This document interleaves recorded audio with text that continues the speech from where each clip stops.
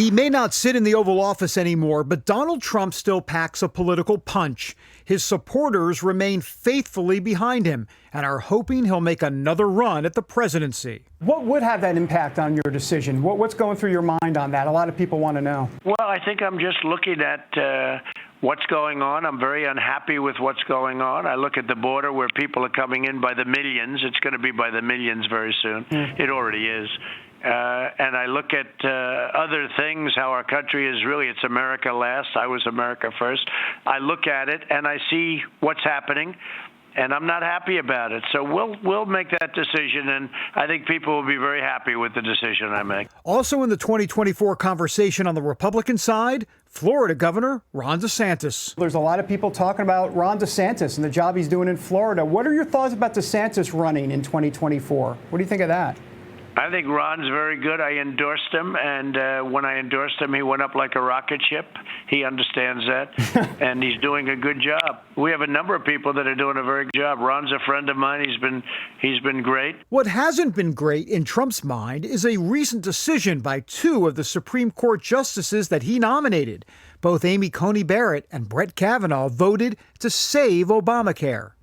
Disappointed, and that's the way it goes. Very disappointed. I fought very hard for them, but I was very disappointed with a number of their rulings.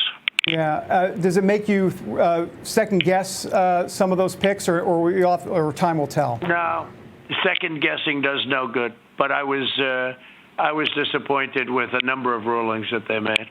He's even more disappointed in what's happening at the southern border. If you had a few minutes to speak with Kamala Harris about the immigration situation, what would you tell her? Because after all, Joe Biden put her in charge of the crisis. By the way, they don't even call it a crisis. I'd say go back to what we were doing. It worked. Not so easy to get back there, however. I had to go through court cases, litigation. We had to win a lot. And stay in Mexico was a very big deal. And we got that, and we got all the other things, and now it's all been blown up. And you have millions of people coming into our country, just in case you're not aware of it. Millions of people. And many of those people come out of prisons. They allow them to come out of prisons and other places. What's happening on our border is beyond a crisis. And maybe they won't call it a crisis, but it's beyond a crisis. During his re-election campaign, Trump warned voters that a President Biden would make major changes on the immigration front. He also warned evangelicals to not trust Biden when it came to key cultural issues. They're being affronted on every single thing that they stand for and represent. When Biden went in, he didn't say all of the things that were happening. You look at religion, generally speaking, what's going on now with this administration. This was not what was discussed during debates and during anything else. I mean, nobody ever thought this was possible, not only on religion, on the border, on Second Amendment, on everything else you can think of, but including God and including life and including many other topics. This was never, nobody ever thought, this is a Bernie Sanders times 10. Nobody ever thought what's happening to our country could be happening to our country.